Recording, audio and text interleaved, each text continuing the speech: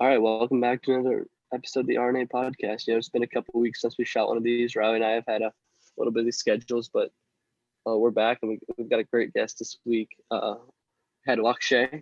He's a music producer. He went to Palm Beach High School. He goes to UF now, and he's also studying political science. So maybe a future president. Yeah, Lakshay has been releasing a lot of new singles here in the past couple, years, and he's upcoming in the music industry. So it's a cool one today. Yeah, let's dive into it.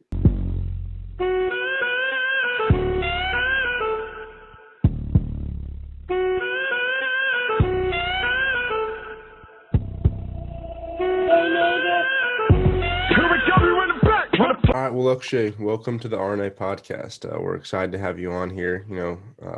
We've known you for a while now, but this is the first time we're really going to get to talk to you about, the new endeavor that you've taken on as of recent the past couple of years, and that is that you are now a musician. So it's pretty cool, especially because the way you started was kind of through social media. So if you wanted to talk to us kind of about that'd be pretty cool. Absolutely, yeah. So I think I was into music at a young age when I knew you guys. I did music on the side, but I never really took it seriously. And then came a point where I kind of wanted to take it seriously, and I thought to myself, how do I adapt to this changing world that we live in? And I figured that social media is like probably the only way and like one of the best platforms to get your music out there. And so that led me straight into TikTok and Instagram. I first started with TikTok, and I was trying to expand my brand and start a brand on TikTok. And so I did content that was like English and Hindi remixes. And I eventually had two of them go pretty viral. One of them had 200,000 views. And that was pretty cool because that was the kind of the first start I had in the industry. I got featured on a lot of like South Asian outlets and platforms on Instagram. And that's like the first that gave me some face value to my name and my music. After that, I proceeded to release a lot of original music, and I already had this kind of audience, which is pretty cool. And then so TikTok has been a really cool outlet for me to do that. I've moved to Instagram. I've been reaching out like through blogs and kind of just doing what I can to understand the market and understand the audience and what they want to hear. I think this all kind of started in high school when I founded a social media marketing business. And a lot of the stuff that I learned through that, like kind of just funneled directly into how to market music. So it kind of just all fell into place, right? So I'm still trying to perfect my craft, using TikTok, using Instagram, using every social media to kind of funnel through into a broader audience. So I'm working on it. But yeah, that's kind of like the gist of how I use social media with my music. So yeah, that's really cool. Hold on, right? He threw in there that he founded a business. I'd like to go back and talk about that a little bit. Lakshay, which business did you start, and how did you come up with the idea to start a business? So this was back junior year of high school. I really just I was like, okay, how can I get some extra money? To be honest with you, I didn't want to work a conventional job, as most people do.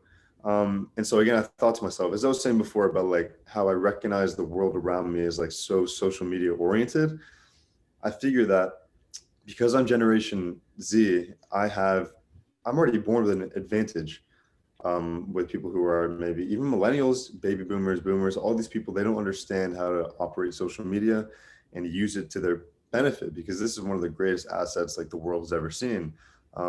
We've been surrounded with it our entire lives, so we inherently know how to use it.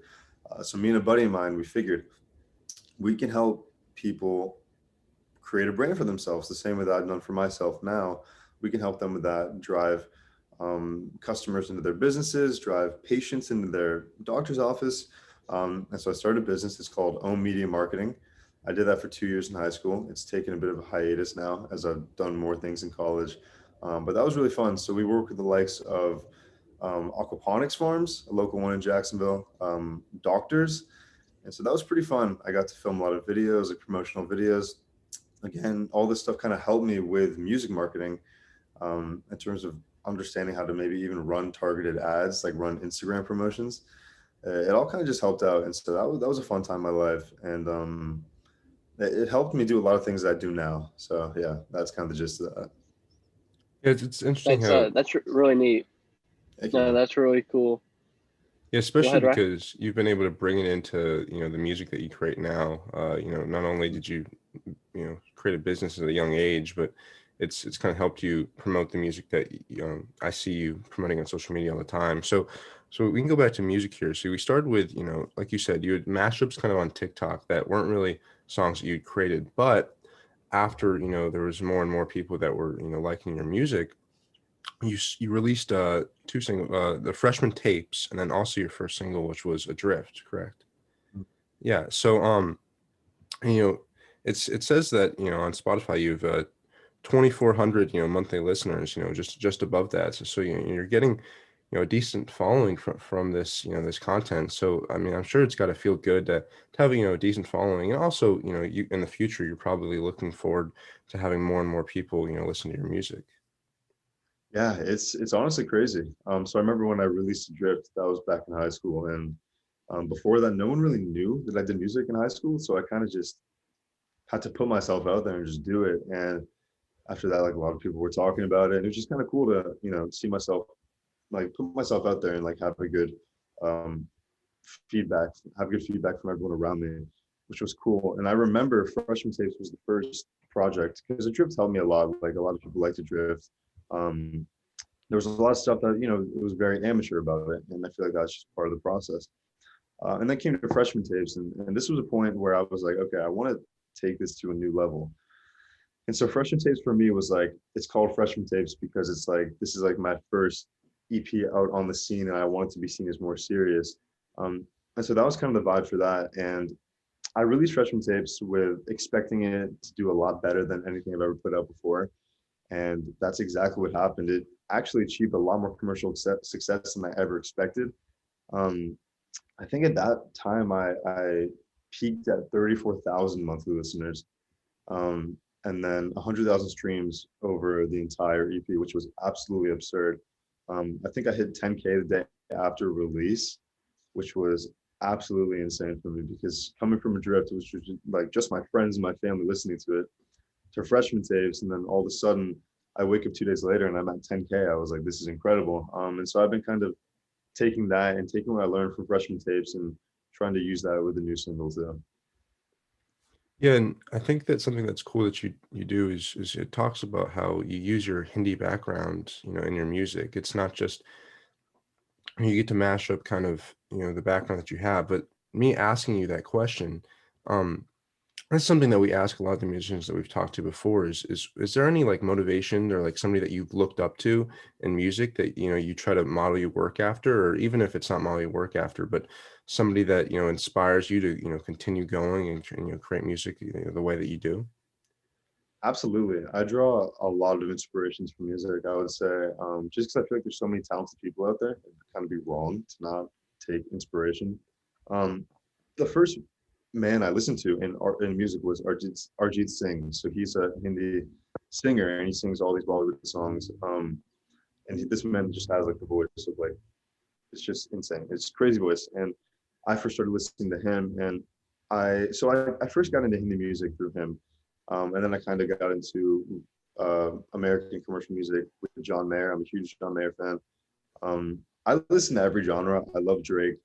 I love reggae. I love alternative music because I just think it's all beautiful in its own way, and I kind of use it all and kind of mesh it into my genre of music, which is kind of unidentified. I kind of classify it as a new school R&B, but it's kind of hard to identify because it jumps all over the place, which is exactly what I want it to do. I don't want it to be one uniform genre. I like being different. So yeah, Arjit Singh and John Mayer are huge inspirations for me in music. My mother is actually a singer, and she's the one who introduced me to singing these songs by the likes of Arjit Singh or even John Mayer too. And that's when I got into doing the Hindi and English mashups because I take my South Asian background very, very seriously, and it's been so cool, kind of like to bridge the gap between the culture that we have here and the South Asian culture. I think it's wildly important. Like, I don't want to be known as an artist without South Asian being mentioned in it. That's why it's like I put it everywhere I can. It's in my Spotify about profile, um, and with the mashups, it's like I felt able to give these South Asian artists like maybe like a voice, in the more commercial aspect in America, which is cool, like matching up I remember I made the first mashup I made was, or I think it was the second, but the one that had the success was "What If I Told You I Love You" by Alligator, and then "En La Zona" by A.R. Rahman. And Alligator actually ended up commenting on that TikTok, which was pretty cool because at that time my audience was, you know, it was all South Asian people, a lot of Indian people, a lot of Pakistani people, and they see this and like, wow, like this is cool because if we think about it, there's not many South Asian artists that are on the scene like Nav. Yeah, It's just kind of I was just like, just about to say that. yeah, there's really no one. There's a new guy who's been coming up. The dude who made a song with Jason Derulo, Tesher, which has been cool. But other than that, there's slim to none South Asian representation in the music industry, in terms of people who are like actually famous and actually making music. So that's kind of like, I feel like that's cool, and that's where I get a lot of my audience from the people who say, well, hey, like we want to push the South Asian artists out onto the scene, like we want to be represented. So I feel like it's kind of cool to hopefully be that person for them one day, or continue to be that for some people. Yeah, And and your background is definitely something that you should be proud of. You know, I also heard that you had mentioned, you know, somebody like Drake. Aren't you also like from the Toronto area, or you have family up there in Canada as well? Yeah, I'm also, that's a good catch, man. I'm also Canadian, so I'm wearing the Blue Jays jersey, if you could There you say. go. But Yeah. yeah, so I got, my mom was born in Nova Scotia, Canada, and so I have family in Toronto, in Mississauga, and then Nova Scotia too. So I'm a big Drake fan because of that, and I go back constantly. And another cool thing about that is that that helps me connect to my culture too, because Ponte Vedra, Florida, there's not going to be many South Asian people, to be honest with you. I think my graduating, you guys know, yeah, you guys know, my yeah, graduating class, maybe 3 Indian guys. But in Canada, in Toronto especially, it's everywhere. Like there's so many of them. And so when I go back there, it allows me to connect because it's hard to keep in touch with the culture when no one's around you who's embracing it. And so I go back there in a non-COVID year in normal times, two times a year probably. So I was actually going to go to school at the University of Toronto. So definitely having family in Canada and being a citizen of Canada has also led to a lot of revelations I've had, and led to a lot of things that I do in music, so, which is pretty cool.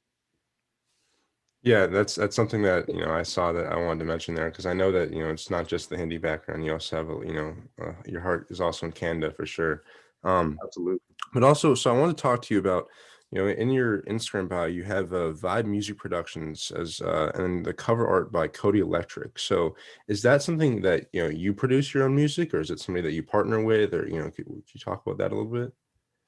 Sure. I'm super glad you brought this up because the last single I had last week, my newest single, I had so many people working on the project with me.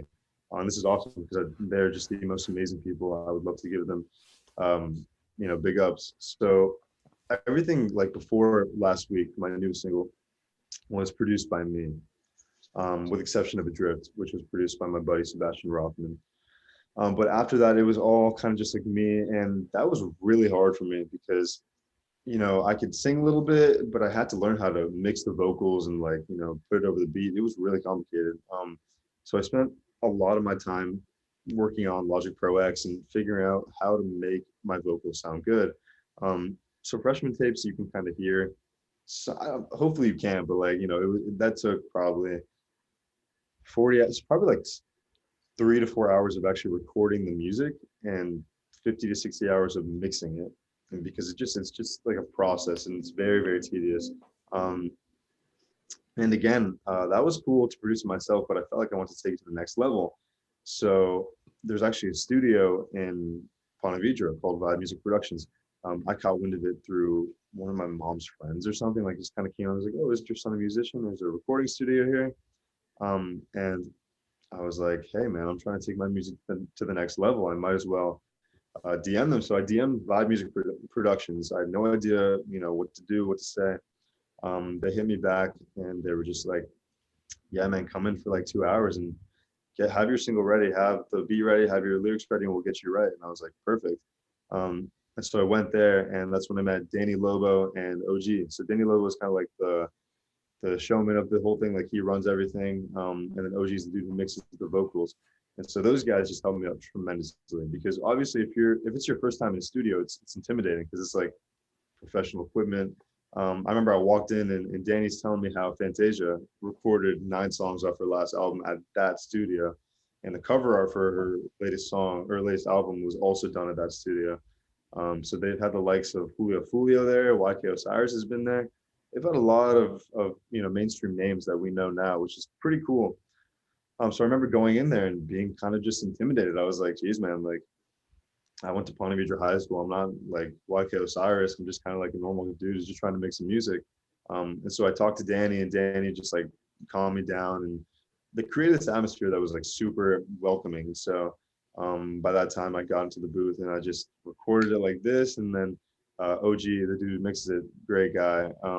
He's just like a wizard with vocal production. So he's just going, and I'm just like sitting there in awe, like, geez, man, you took my vocal from like 0 to 100, like in my, like I just blinked and it's already there, and it was just incredible. Those guys, I can't say enough about them. Like I highly recommend everything they do. Like they work with a lot of artists, put out a lot of great music, and at the bottom line is they're such great guys. And I cannot wait to produce all my music there in the future. I definitely, yeah. So like, I'm not gonna go back to self-production anytime soon. I don't think it's a lot of work. I think I'm just gonna work with them for now because they're just like two greatest guys ever. I cannot thank them enough for what they did for me on my newest single. They helped me with the lyrics. They helped me with creative direction. They helped me with, just like presentation. They said, hey, let's help you like shoot some visuals with it. They're just super helpful. There's a couple promo videos I did that I've teased on my story for the promotion of the song.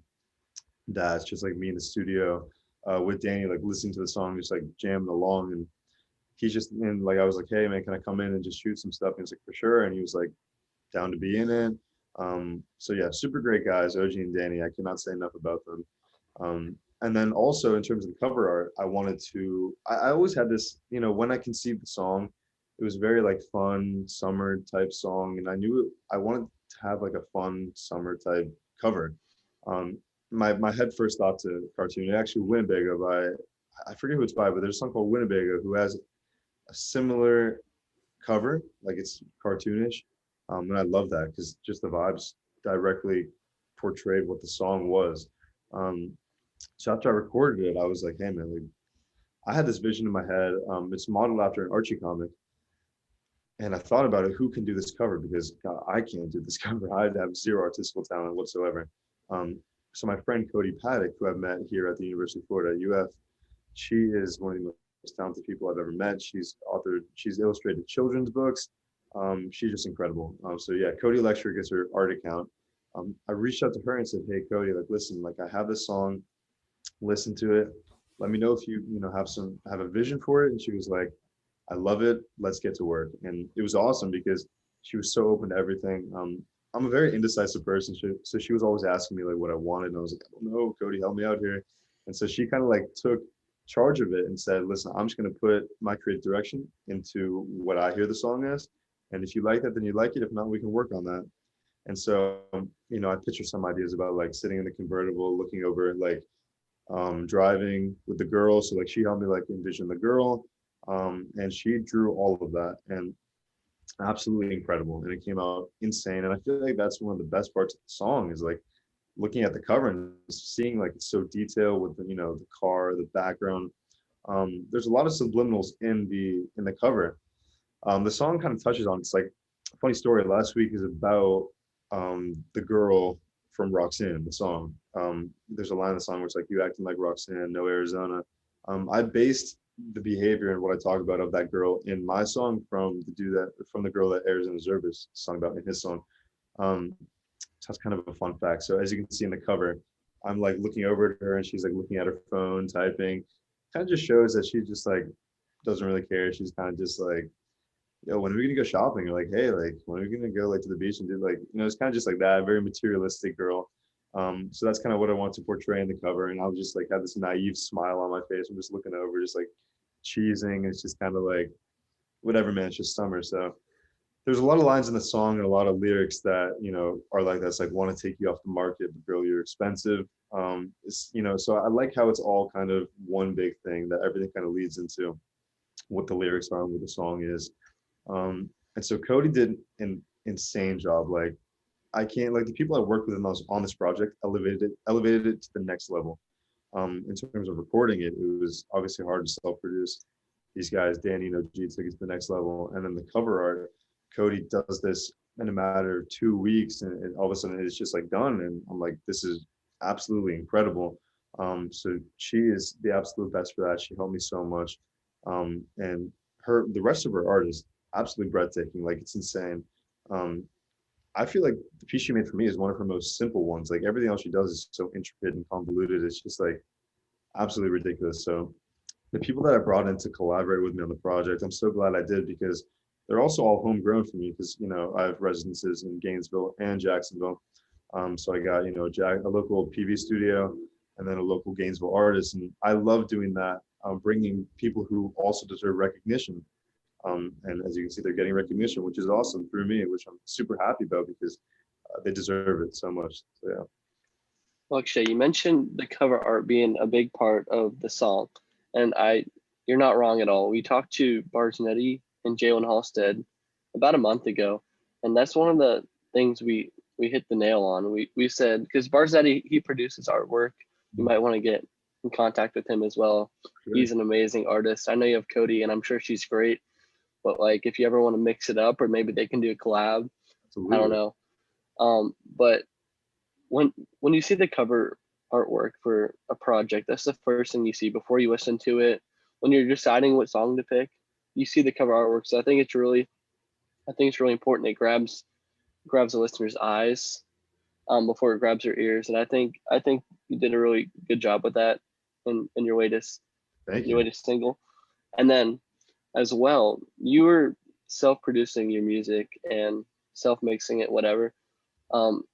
But I think it's really important that you went out and you seek that experience in the field, because I know you're a full-time student, you're an artist. I'm sure you do you want a social life as well. I'm sure you're everywhere, a lot of places at once, so you can't be always spending 50 to 60 hours of just mixing into a song, especially when you have a schedule that packed. So I think that was a great move, and I'm pretty excited to see how that's going to elevate your songs in the future as well. Thank you, man. Yeah, it's hard to juggle everything. Like, I don't think I just have the time to produce my own songs anymore. Like, it was fun hobby to do in high school, but now I'm in college and chasing new goals. Like, it wasn't really feasible. But as you can see, it's elevated it. So I'm ecstatic about it. So I'm super excited to see what happens. The other thing I wanted to mention was, you talked about how when you went to Vibe Music Productions for the first time, it was almost as if you were a little intimidated because of all the top tier, names that were in the building before. But if you ever maybe came to the realization that, hey, like, my music, just because just me, like, it's not just my friends and family that are listening anymore. Like, I've got a decent following now. Like, I might not be a top tier name, but, maybe one day I could, get more and more people to, start listening, and that, could help you maybe not be as intimidated anymore. Sure. Absolutely. Yeah. It was there was a realization I had about a month ago, that it wasn't just my friend. Like, obviously after Freshman Tapes, after it hit 100,000 streams, I hope that wasn't only my friends and family, or else they got a lot of time on their hands. But about a month ago, I had kind of a realization that this is like beyond my community now. I recently got a feature in Rolling Stone India, which was surreal for me. It was just like insane, because this is obviously a gigantic platform that artists have gotten their start off of. So I was featured on them, and that's when I kind of realized, like, wait, whoa, like, this is kind of beyond me now. Like, I remember on TikTok, like, after my mashups kind of took off, I gained like 500 new followers on Instagram, 100 more monthly listeners on Spotify. So that was the time where I was like, oh, maybe I could take this beyond, just my social circles and my family. And so that's when I first realized it. And then it kind of just culminated to last week when I got this feature on Rolling Stone India. I had these random people DMing me saying, yo, this song is so good.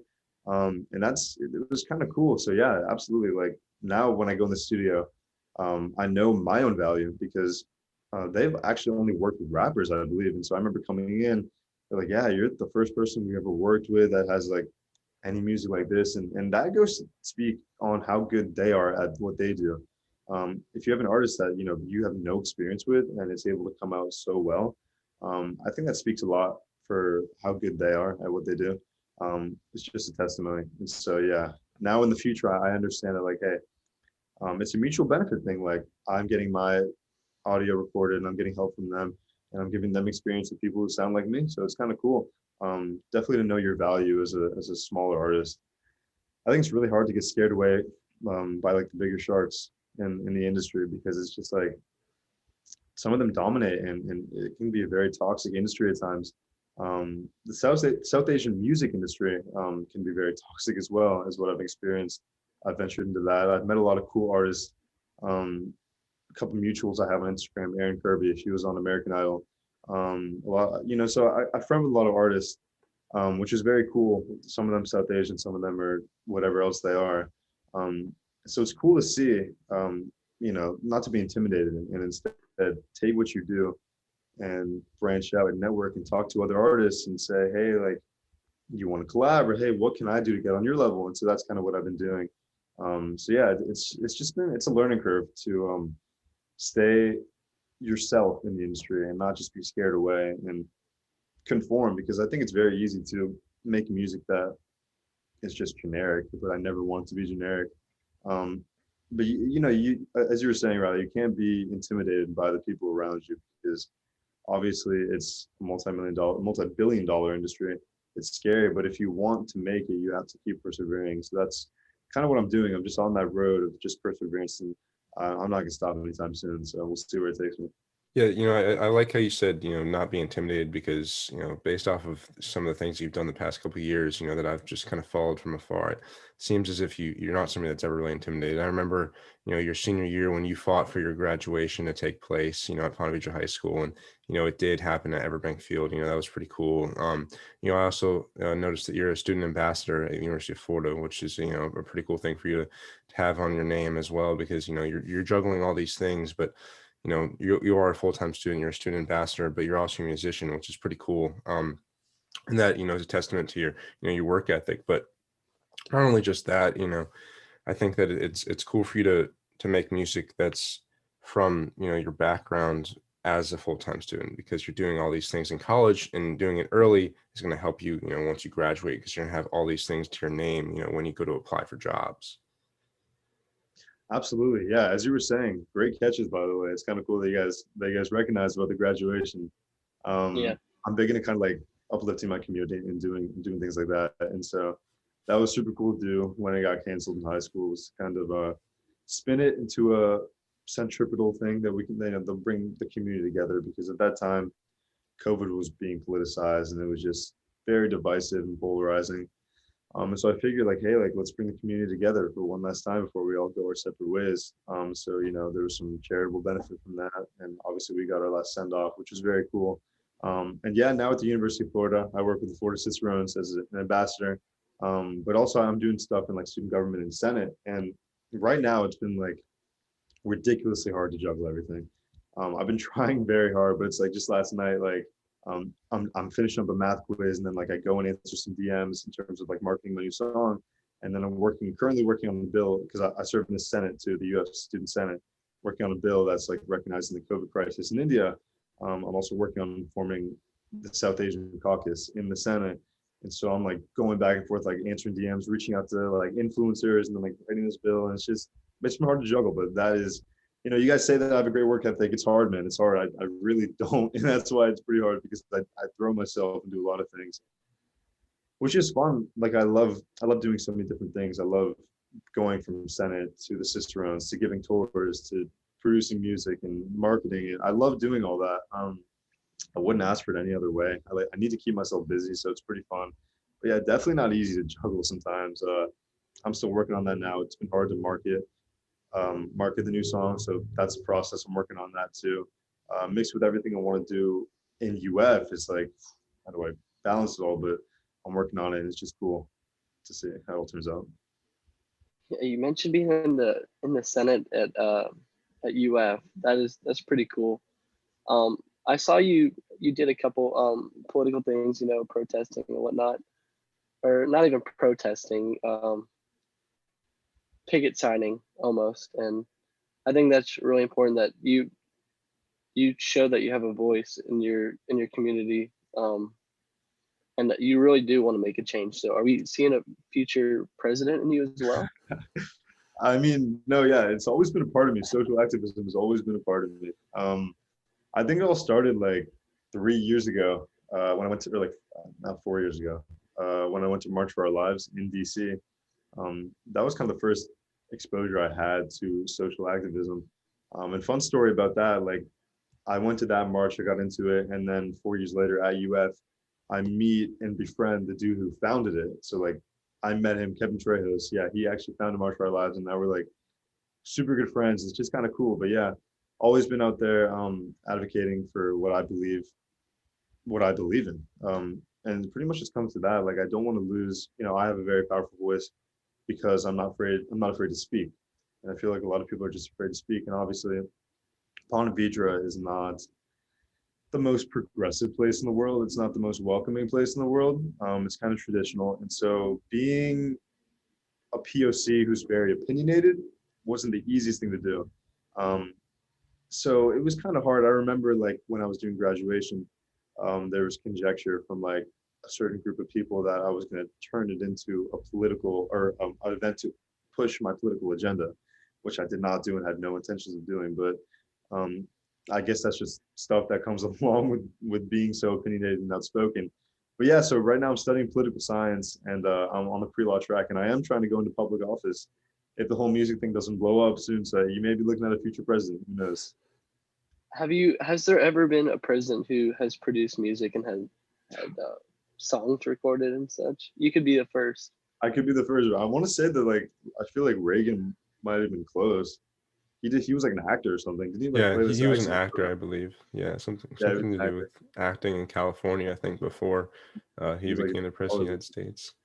Cool, yeah. I mean, wasn't Trump was an actor too in Home Alone too, right? Yeah. Yeah.